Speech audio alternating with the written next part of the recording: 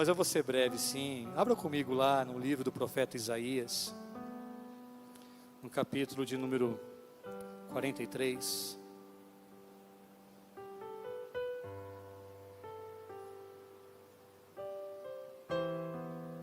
Isaías 43, eu vou ler na versão NVT.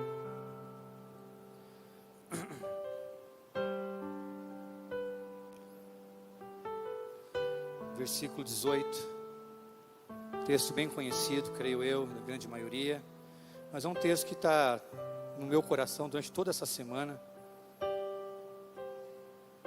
Eu quero aqui compartilhar rapidamente com vocês.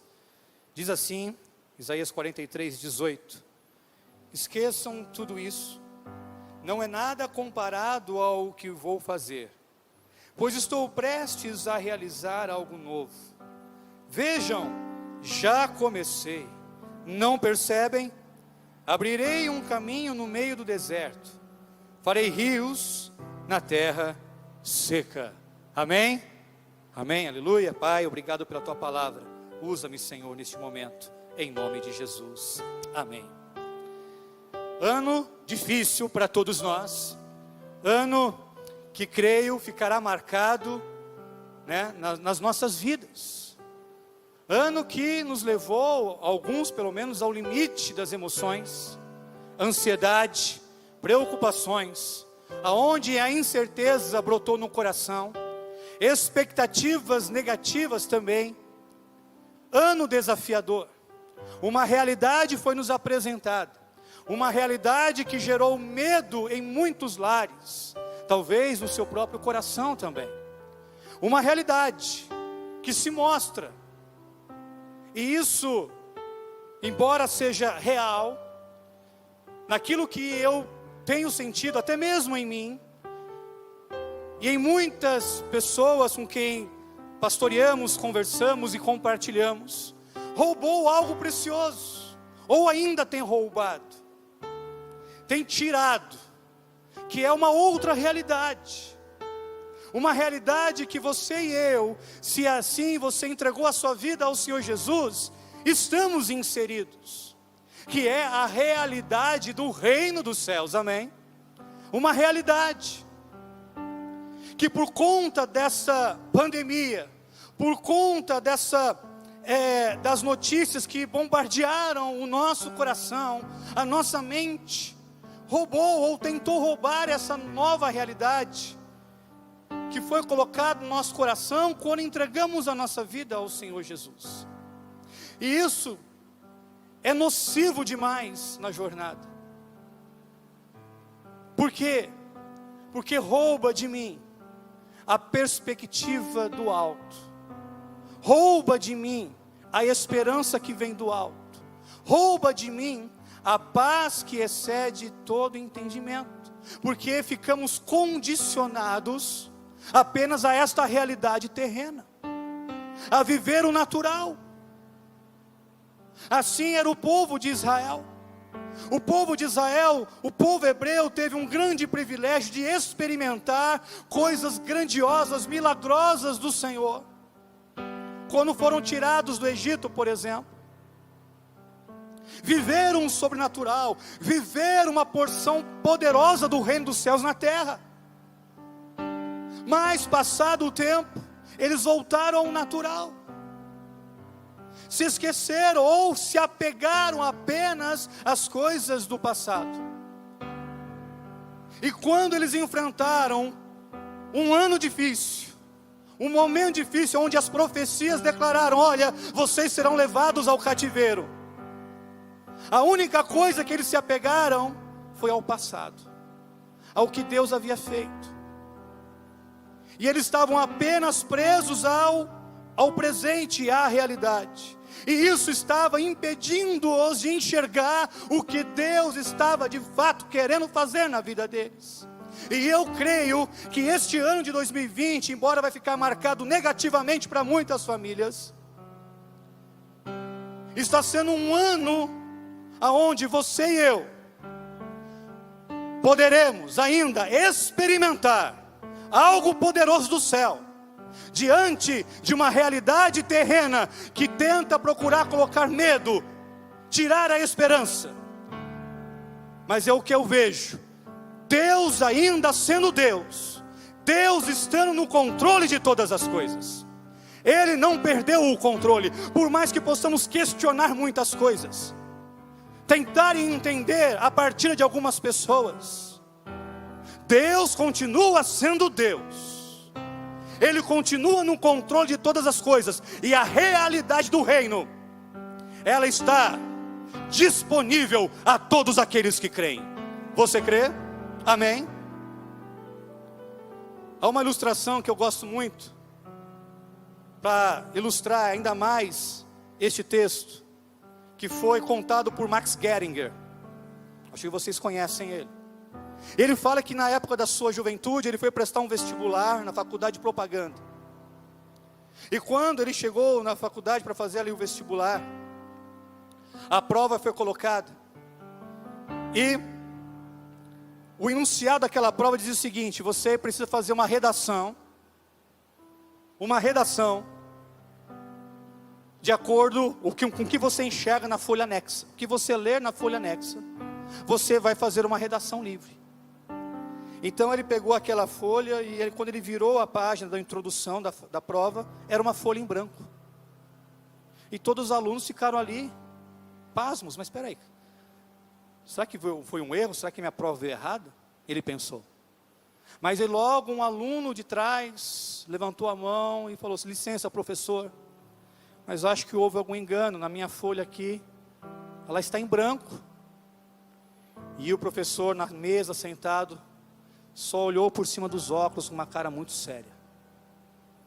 E todos entenderam o que estava diante dos olhos deles. Aí o Max Geringer disse, quando finalizou tudo, ele chegou para o professor e ele perguntou: mestre, qual foi o critério de avaliação dessa prova, desse vestibular? E o mestre respondeu: a resposta mais surpreendente vai tirar a nota mais alta. E a resposta mais comum foi nada. A grande maioria escreveu nada. E essas provas receberam nota 4. E foram apenas duas notas 8. E Max Geringer diz o seguinte: e uma delas até hoje mexe comigo, porque alguém escreveu: vejo uma oportunidade. Vejo uma oportunidade. E é isso que eu creio para o ano 2021. Eu vejo uma oportunidade que Deus está nos concedendo.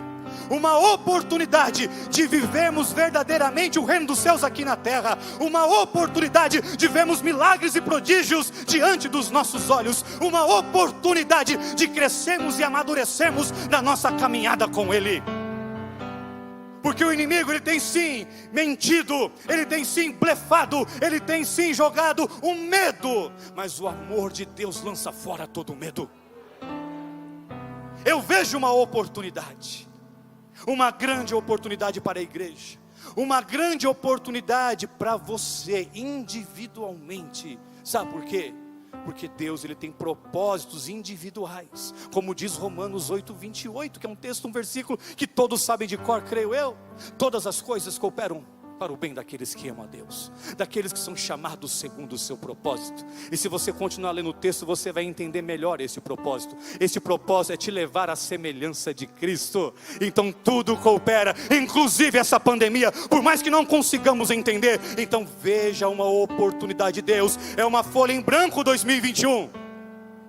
É a oportunidade de você escrever uma nova história com Deus. Não como aquela rotina, como aquele costume de todos, de ao findar de um ano, reflexões e promessas para o novo ano. Não, algo concreto, algo real para você. Eu vou viver o novo de Deus. É o que Deus falou com o povo, embora o contexto aqui é específico para o povo de Israel, mas o princípio aqui que eu quero trazer ao seu coração, Deus estava falando para o povo, ó, parem de ficar apegado com as coisas do passado. Talvez neste ano te levou a refletir e olhar para trás, como era bom antes, como foi bom antes. Sim, foi bom, o pastor Ismael falou, o culto de virada foi maravilhoso. Este ano não poderemos fazer, mas eu não fico apegado. Passou.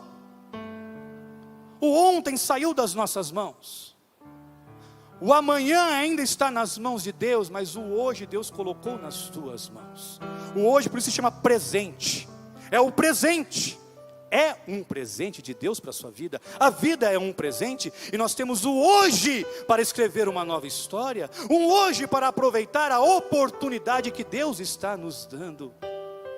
Não desistir, não desanimar, não olhar para trás. Agora entenda algo rapidinho para finalizar aqui. O que me impede de enxergar o novo de Deus? O versículo 18 nos diz, Deus falando, esqueçam tudo isso. O que me impede de ver o novo de Deus, de ver a oportunidade, é justamente ficar olhando para trás. Ficar olhando para algo que se tornou velho.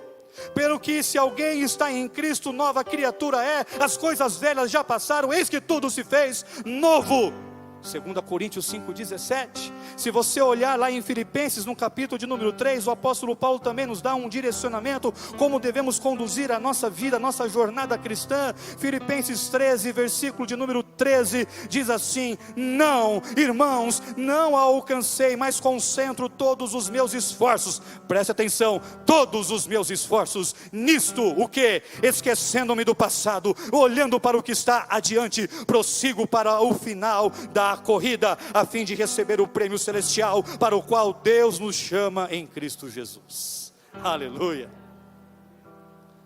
Paulo sempre queria viver o novo de Deus. Paulo sempre via uma oportunidade, esquecendo o passado, olhando para o que está adiante. Nós somos do povo que avança e não retrocede. Amém, meus irmãos? Então, e também ficar inerte diante da realidade que se apresenta, não adianta nada. Ficar paralisado, e agora o que eu vou fazer? Essa pandemia e o vírus, e agora? E aquela coisa toda, não fique inerte. Se mexa, se mova. Como eu disse, o hoje Deus colocou nas tuas mãos. Josué 3,5. Ele dá uma declaração do povo dizendo: santificai-vos hoje, porque amanhã o Senhor fará maravilhas em nosso meio. Quando é que eu vou me santificar? Amanhã? Não.